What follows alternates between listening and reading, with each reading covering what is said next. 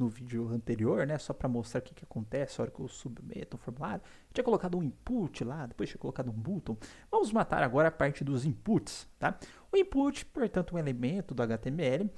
E ao trocar o type, a propriedade type dele, o atributo type dele, de acordo com o valor que eu colocar ali, ele vai assumir diferentes formas, tá? Então aqui eu coloquei alguns exemplos dessa forma que um input pode assumir. Então ele pode assumir um formato aqui que eu posso inserir uma data, um formato que eu posso apenas digitar um texto, um formato que eu posso checar aqui, dar um checkzinho no elemento, um formato que eu posso escolher uma dentre várias opções, eu posso escolher cor, eu posso escolher arquivo, tá? Eu posso ter um input aqui que eu defino um valor dentro do intervalo de valores. Eu posso ter um input do botão, eu não utilizei o input button anteriormente, utilizei o button que a gente vai ver que a gente pode utilizar, mas eu posso ter inputs que irão se transformar em botão, tá? Então nós veremos esses inputs agora, tá? Começando pelos inputs para entradas textuais, tá? Eu posso ter um input do tipo texto, certo? Apenas texto, quando eu quiser digitar um texto, por exemplo, nome, um endereço, tá? Se eu quiser digitar um password, uma senha, eu vou ter um input do tipo password, que ele vai mascarar os caracteres para mim. Se eu quiser especificamente digitar um e-mail, eu vou ter um input e o type desse input vai ser e-mail. E se eu quiser digitar uma URL, ter um input, type URL. E se eu quiser um input para digitar uma string de buscas, tá? Eu posso ter um input do tipo search, tá? Então, basicamente, todos esses inputs que eu falei aqui, text, password, e-mail, URL, search, eles vão aparecer como uma caixinha na tela e eu vou colocar um texto nessa caixinha, mas essa caixinha me permitirá digitar apenas uma única linha de texto, não é um texto que eu posso digitar em múltiplas linhas. Para isso, teremos um componente mais apropriado ali para frente. Então, eu vou simplesmente começar praticando todos esses caras que eu falei para vocês, tá? Então, aqui eu vou colocar um outro, eu vou chamar de input textos HTML, Maria, sobrou um S aqui, rename, textos HTML, vou digitar aqui meu bom e velho HTML5, tá? Vou colocar aqui input textos, tudo bem? Vou colocar aqui meu form, que eu falei, por padrão eu vou colocar tudo dentro do form, se eu não colocar o action padrão é vazio também. E aí eu vou começar a colocar os meus inputs aqui, certo? Primeiro que eu falei input, texto, certo? Perceba que ele já coloca o nome e o ID pra gente, tá? É sempre importante definir os dois, tá? Principalmente se você for submeter dados no formulários, o nome pelo fato de eu pegar esse dado que tiver aí e submeter para o meu servidor. O ID é para eu poder identificar esse cara no texto, se eu quiser fazer alguma formatação, ou ainda, que a gente vai ver mais para frente, para eu associar um label, um rótulo a este campo aqui, tá? Pode definir valor igual para os dois, tá? Então, vou colocar aqui nome, vai ser nome, e o ID vai ser nome, ou seja, isso é um campo para eu digitar nome, tá? Vou colocar um outro input aqui. Outro input, eu falei que a gente tinha password, certo? Então, input, dois pontos, password, tá? Então, aqui vai ser senha e senha, certo? O outro input, tá? Eu falei para vocês, input e-mail. E-mail, vai ser e-mail e e-mail, tá? Então, ó, perceba que eu só estou trocando type e type. E vou colocar URL, pode ser, tá? Para eu digitar uma URL. Input, type, URL, tá? Name, vou colocar aqui site, id igual site, tá? Perceba que eu coloquei com aspas simples, pode ser com aspas simples também. Padrão é aspas duplas. Mas vamos lá. Site. Vou salvar esses caras aqui na tela. Vou adiantar um outro input aqui, ó. A gente tem um input submit, certo? Que eu posso criar aquele botão de submeter também. E dentro do Valley, eu vou escrever o que eu quero que apareça no rótulo do botão. Então, eu coloquei 3 textos e um submit aqui na tela pra gente, tá? Vou copiar este path, vou vir aqui, vou colar no meu navegador, vou ampliar, certo? Para que vocês possam admirar muito bem. Eu tenho aqui 1, 2, 3, 4 caixas de texto. Aqui eu tenho 1, 2, 3, 4 types aqui de text, password, e-mail e URL, que eu falei que todos eles eram caixas de texto de uma única linha. E mais o meu botão. Tá batendo, certo? E aqui, por exemplo, eu posso digitar o meu nome, tá? Aqui eu posso digitar a minha senha, ó, perceba que a minha senha ele deu uma mascaradinha aqui. Aqui é o e-mail, né? rgr.rossi. E aqui eu teria, o que era o URL, né? Então, www.google.com.br. Mas aí você pode estar se perguntando, tá? Eu vou até fazer um pequeno teste. Se eu trocar esse e-mail por text, se eu trocar essa URL por text, certo? E ver aqui atualizar minha tela, ó, não mudou nada. Todas as caixas de texto normalzinhas, certo? Mas vai mudar, tá? O que vai mudar? Primeira coisa que é muito importante vocês terem em mente ao usar esses diferentes tipos de input que eu estou falando para vocês. Se eu estou no teclado, no meu desktop, tá? Ok, realmente essas caixas de texto aqui elas são muito parecidas. Não vai mudar em nada a minha vida se eu tiver um e-mail, apesar de que a hora que eu indiquei e-mail, tá vendo que ele está dando autocompletes aqui de e-mail, tá ok? Inclusive, vamos mudar aqui, ó, autocomplete, tá? Vai ser off. Vou atualizar minha página, ó. A hora que eu clico aqui não aparece mais aqueles autocomplete, tá? Esse autocomplete posso deixar por formulário ou posso deixar por campo também, tá? Então, só para vocês verem. Então, a primeira vantagem que eu tenho é que se eu tenho um campo do tipo e-mail, ele já está me dando autocompletes de e-mails que em algum momento foram digitados na minha máquina, tá? Aqui, alguns textos em geral, né? E aqui no URL, no digitei o URL dessa máquina aí, tudo bem, tá ok? Mas tem essa primeira questão do autocomplete. Segunda coisa, e a gente deve sempre ter em mente, o usuário ele pode estar querendo utilizar ou acessar essa página no mobile. E no mobile vai ter diferença. Como? Vou fazer um pequeno teste aqui para vocês. A primeira coisa que eu vou fazer é, eu vou disparar um negócio chamado Live Server. Se vocês pegarem meus plugins que eu tenho aqui, eu tenho esse Live Server instalado. Tá? Eu posso clicar com o botão direito aqui, clicar em Open with Live Server. E o que ele vai fazer para mim? Ó? Criou um servidor, certo? Já disparou esse servidor, criou um servidor na minha máquina local, ok? Na porta 5500, tá? Portanto, eu tenho um serviço rodando na minha porta 5500 e que vai servir esta página que eu acabei de criar aqui. Então, se vocês pegarem o URL, tá? Vou copiar aqui para o meu Atom para vocês verem. Tá meu IP local, né, 127.0.0.1, tá? Então ele criou um servidor na minha máquina local, ou posso colocar localhost aqui também, na porta 5500, e aí ele colocou dentro da pasta formulário input textos HTML, tá? Ou seja, se eu colocar isso daqui novamente na minha URL, né, vai entrar na minha máquina, vai pegar, traçar essa rota e vai servir essa página HTML para mim, ok? Lembrando que esse 127.0.0.1, só quem pode referenciar a ele sou eu mesmo, tá? Meu próprio computador. Outros computadores da rede não podem fazer isso. E aí, o que eu vou fazer, tá? Eu tenho aqui instalado no meu celular um negocinho chamado de Screencast, que ele vai compartilhar a tela do meu celular, porque eu vou abrir esta página no meu celular para vocês. E aí eu vou pegar um serviço que eu tenho disparado aqui no meu celular para compartilhar a tela dele, tá? Também funciona sobre o mesmo protocolo que utilizamos para navegar na web, que é o HTTP. Então vou colocar aqui o IP do meu celular na minha rede nesse momento, 102.6868. Apareceu aqui que eu já testei antes. Essa daqui é a telinha do meu celular no momento, tá? Vou colocar meu vocal screen aqui só para vocês verem, tá? Tchara, tchara. Essa telinha do meu celular. Então eu vou mexer aqui no meu celular, certo? Ó, aqui é menu. E aí eu vou abrir o navegador, certo? Abrir o navegador, está aparecendo aqui bonitinho. Olha, você estava vendo o Globo Esporte anteriormente. E aí o que eu vou fazer? Eu tenho aqui nessa minha máquina, na porta 5500 barra formulário, barra input textos HTML. Eu preciso só pegar o IP da minha máquina aqui na rede. Então, vamos aqui. Conexões de rede. Ô, meu filho. Configurações de rede, perdão. Temos aqui minha rede Wi-Fi. Vamos ver aqui qual que é o meu IP. 192.168.1. Não, daqui.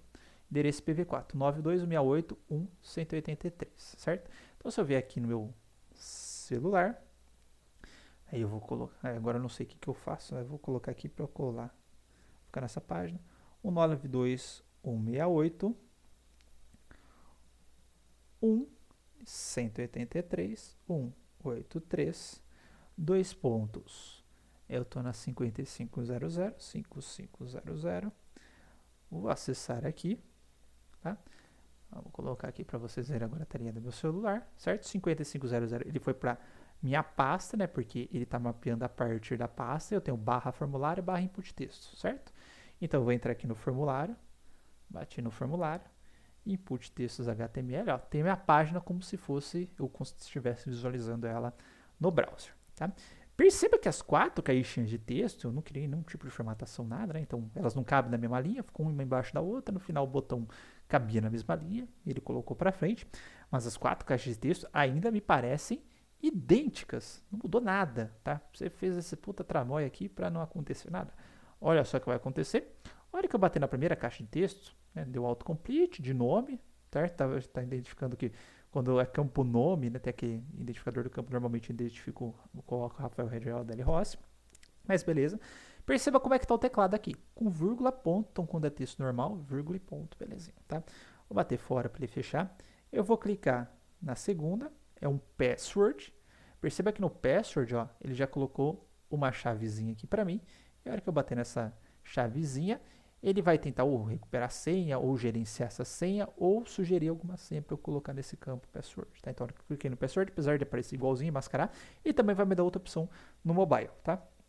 Vou clicar na terceira. A hora que eu bati no e-mail, perceba que aqui embaixo apareceu o quê? Apareceu arroba, que é um caractere comum de aparecer no e-mail. Perceba que o mesmo, a hora que eu vou para o texto, ó, apareceu ponto e vírgula, tá? Não apareceu arroba, mas a hora que eu bato aqui no e-mail, apareceu arroba. E a hora que eu bato na URL, o que é comum de você digitar na URL? Ponto e barra. Então, aqui embaixo nós temos o ponto, que já tinha anteriormente, mas a barrinha aqui especial para o HTML. Então, essa é uma vantagem. Para quem está no mobile, você já facilita a vida da pessoa, certo? Fiz tudo isso só para mostrar que ia mudar alguns pequenos itens no teclado para vocês, tá?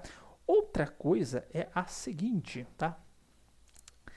Opa, né? Aqui não, meu filho. Eu falei que eu tenho algumas validações específicas ou nativas do HTML para esses campos texto, tá? E aí, se eu vier aqui nesses inputs e colocar required, tá? Que é requerido, tá? E aqui eu vou colocar que é required. Aqui eu vou colocar também required. Aqui eu vou colocar required. E aqui eu vou colocar nada, porque é um botão, tá? Não vou requerer o meu botão. Salvar esses caras, o que vai acontecer? Na hora de eu submeter esse formulário para algum lugar, caso eu coloque em nenhum lugar, vou submeter para minha página mesmo, mas se eu atualizar esses caras aqui, tá? Atualizei, não vou digitar nada nesse primeiro campo texto, eu vou mandar submeter, o que aconteceu? Ó, preenche esse campo, certo? Mas isso aconteceria se eu tivesse outros campos textos aqui, beleza. Vou colocar aqui, Rafael, certo? Não me preocupar, vou clicar no submeter de novo. O que aconteceu? Preenche esse campo da senha, certo? Não estou colocando nenhuma expressão regular, nada que tem que atender, não estou validando com JavaScript, simplesmente vou digitar uns caracteres de senha aqui. Vou clicar no submeter, tá? Preenche este campo. Lembrando que esse campo aqui é do e-mail, certo? Sempre que aqui eu digitei Rafael só, em um espacinho, inclusive, ele deixou passar. Só que se eu digitar Rafael no e-mail e clicar no submeter, ele vai deixar passar, ó. Inclua arroba no endereço de e-mail. Então, ele já está fazendo uma validação específica para e-mail. Mas se eu colocar só um arroba, colocar aqui submeter, ó, insira uma parte depois do arroba. Perceba que ele já está validando para mim, validando. Muito bem feito, por sinal, tá? Então, eu vou colocar agera.com.br, ó. Deixou passar. E o URL, simplesmente se eu colocar tarará, alguma coisa, será que é uma URL válida? Ó, insira uma URL, não deixou passar. Vou colocar www.google.com.br. Vou clicar aqui em submeter. Tá? Ah, ele não está deixando passar porque não é URL. Eu preciso do HTTP. // Eu preciso especificar qual que é o tipo da URL. Ó, aqui, né? Pegou bonito. Agora eu submeti. Ele submeteu aqui para mim o URL. Certo? Temos aqui, como estava no GET, né? Ele passou na requisição. E eu tenho aqueles dados que eu digitei no formulário aqui, submetidos na minha URL. Tudo bem, pessoal? Bom, então essa é uma vantagem muito grande que eu tenho apesar de eu estar trabalhando com campus texto, de eu especificar qual que é o tipo do campo texto que eu estou trabalhando. Eu ganho na validação, que eu posso validar nativamente via HTML, e eu ganho também quando o usuário está no mobile, tá? Bom, coloquei alguns exemplos que eu tinha feito aqui na aula, coloquei aqui um exemplo, só que agora com a imagem, né, que eu tinha pego do meu celular, vários print screens na minha tela. E agora vamos aqui alguns dos atributos que nós podemos utilizar ou devemos utilizar nos inputs. Eu separei aqui algum pequeno conjunto de atributos que eu julguei mais importante para esse momento, começando pelo ID. ID é o ID, certo? Assim como nós utilizamos qualquer outro componente do HTML, aqui nós vamos ter o ID para criar uma referência única para aquele campo.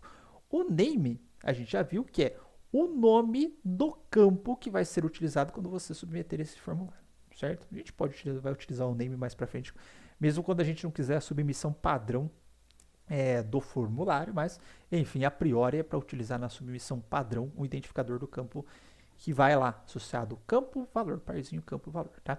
Placeholder, utilizado para fornecer uma dica sobre o campo, tá? Então perceba que aqui, um exemplo que eu coloquei, tem a minha caixinha de texto, mas tem um negócio escrito meio apagado aqui, é o placeholder, tá? É um textinho que fica meio apagado, meio que para você dar uma dica do campo para o usuário. Então se eu colocar aqui, por exemplo, no e-mail, certo? Eu colocar um placeholder, tá? Usuário, arroba, domínio, ponto, usuário, arroba, domínio, né? Tá aqui. Vou colocar um Alt Z aqui. E aí, por exemplo, ó, na URL, eu posso colocar aqui um placeholder, para não me confundir, ó. Eita. Vou colocar assim, um URL com http, // certo? Aqui no nome, eu vou colocar só um placeholder. Digite o seu nome. Eu acho que já tem placeholder suficiente para todo mundo, tá? Posso colocar na senha, tá? Placeholder, senha com dígitos. Supondo que eu só queira que o usuário digite a senha com dígitos, certo? E a hora que eu atualizar aqui o meu input, já atualizou porque agora que eu estou utilizando aquele live server, que eu salvo, ele já aparece sozinho aqui para mim na tela, tá? Então tá aqui, ó, digite seu nome, senha com dígito, usuário arroba domínio, URL com HTTP, então percebe que eu já tenho algumas dicas no fundo, porém, a hora que eu começo a digitar, tá? Então comecei a digitar, o placeholder ele vai sumir da minha tela, tá? Senha com dígitos, comecei a digitar, ele sumiu, usuário, comecei a digitar, ele sumiu, e assim por diante, tudo bem? Então esse é o placeholder, usaremos muito. Mas nós temos de bom aqui, nós temos o vale, tá? Se você já quiser definir um valor, ou posteriormente, quando estivermos trabalhando com JavaScript, se eu quiser recuperar o valor de um campo, é este atributo que eu irei utilizar. Tá? Então, vou colocar aqui, por exemplo, no meu text, se eu colocar aqui um value igual a Rafael, salvei, tá? O que vai acontecer? Aqui eu já vou ficar com o Rafael bonitinho como valor do campo texto, certo? Então, valor, pré-define um valor, ou depois posso recuperar um valor que o usuário digitou.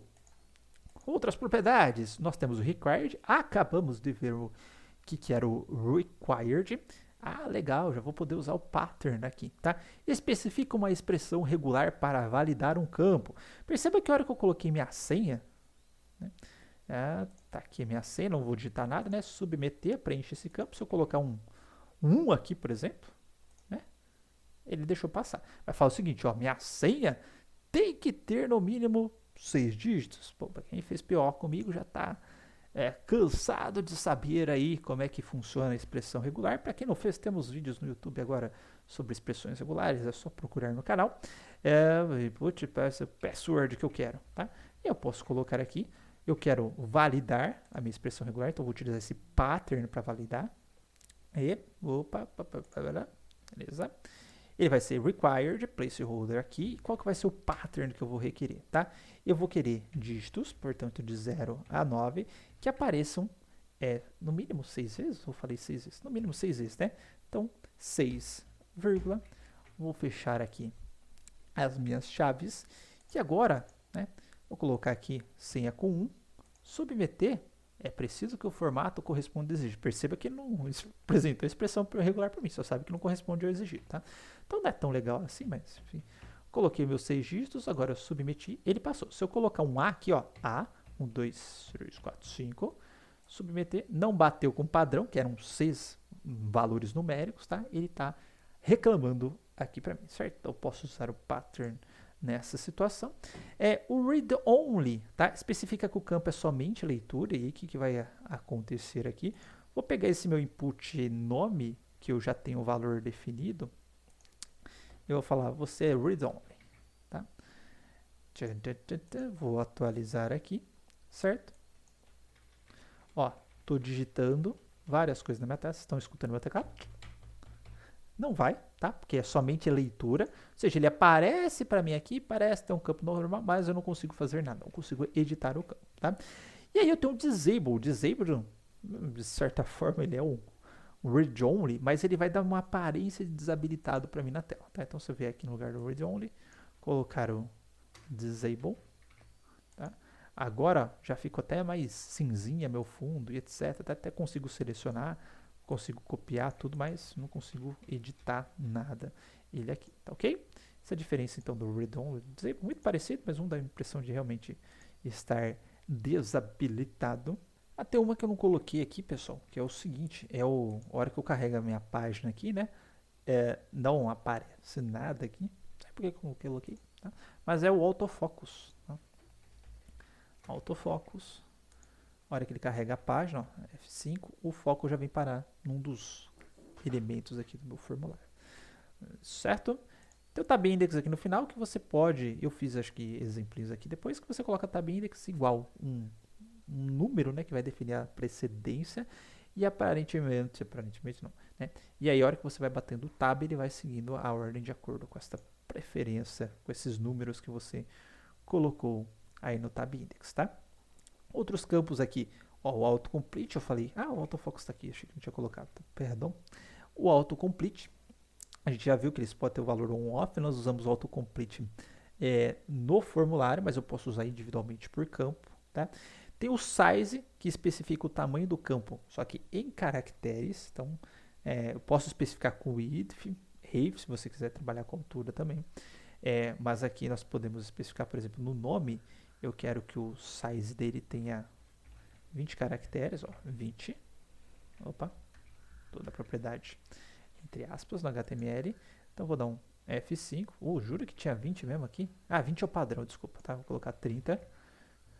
Ó, 30 já ficou maiorzão, mas são caracteres monoespaçados. Perceba que tem alguns caracteres, por exemplo, que o L ele fica menorzinho, né? Então, se pegasse os caracteres com maior comprimento, né, dariam umas 30 casinhas aí, certo? Eu posso colocar também o max. Eu vou diminuir o tamanho desse cara aqui para 10, tá? E colocar o max length dele, vou colocar para 15, tá? Então vou atualizar aqui, Rafael, né? Vou digitando. Ó, chega uma parte ele travou. Então consigo especificar o tamanho máximo que o meu campo vai suportar de caracteres com o max length. Tá ok? Bom, aqui são os exemplinhos que eu fiz agora, tá?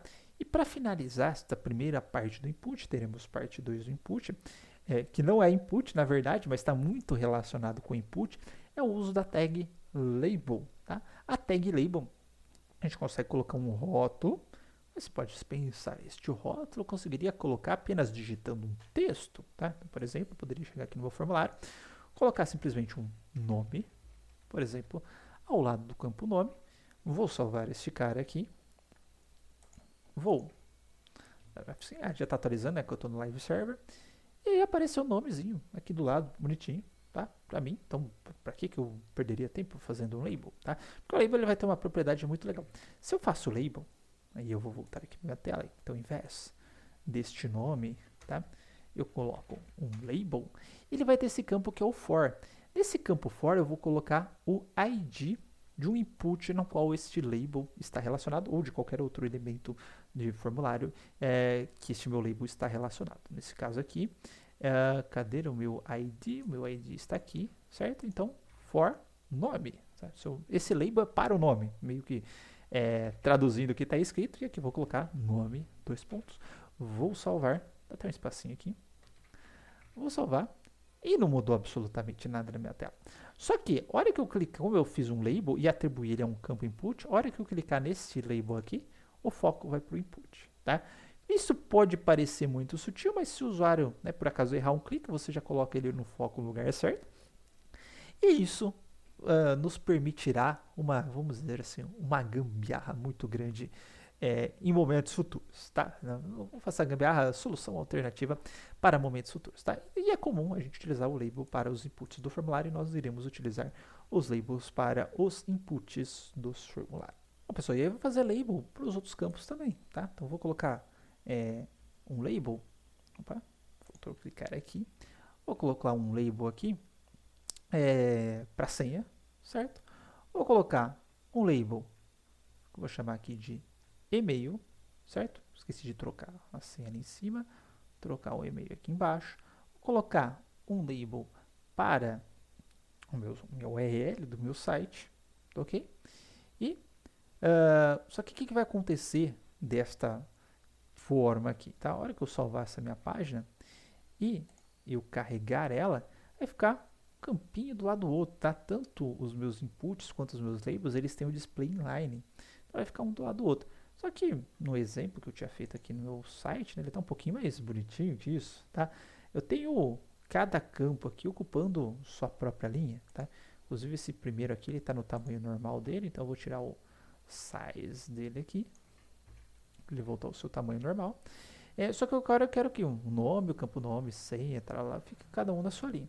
Como eu posso fazer isso? Para cada um ocupar uma linha, eu posso agrupar cada label e input em uma div, tá? Porque a div tem o display em bloco, automaticamente um fica do lado do outro, mas como os dois estão num display, não estão num bloco, né? Vai ocupar a linha inteira. O próximo label input que tiver dentro de uma div vai ocupar a próxima linha e assim por diante, tá? Então eu vou colocando divs aqui para esses caras, certo? Vou colocar aqui então div para esse primeiro par de label input. Vou colocar aqui mais uma div para esse par de label input.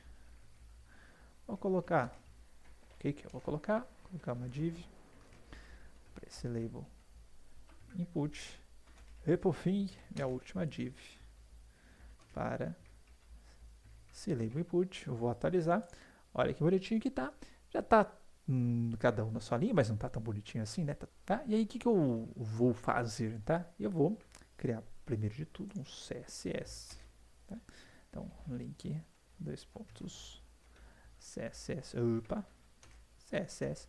Vou criar aqui o input textos CSS. Vou salvar, tá? E aí, maneira bem simples, toda a div dentro do meu form, ou posso colocar classes para aquela div, né, e referenciar essas classes, mas enfim, só por questão de agilidade. Meu margem bottom vai ser de 10 pixels, tá? Já deu uma separadinha com os outros campos, mas aqui, né, como eles ficam coladinhos, fica um pouco mais para cá, um pouquinho mais para cá, dependendo do tamanho do campo. Então, vou fazer o seguinte, todo label que estiver dentro do form, né, então form label, tá? Eu vou colocar um tamanho específico para elas, então width 55px. Só que se eu fizer isso, né, não vai adiantar nada, porque o meu label ele é inline. Inline eu não consigo colocar comprimento para ele. Então vou alterar o display dele, display para inline block, é isso, sim, eu consigo colocar comprimento para ele. Agora já tem aqui o meu display inline block, e aí é só eu finalizar com text align right. Vou jogar aqueles itenzinhos para a direita. E agora eu tenho eles alinhadinhos, bonitinhos à direita aqui. Tá ok?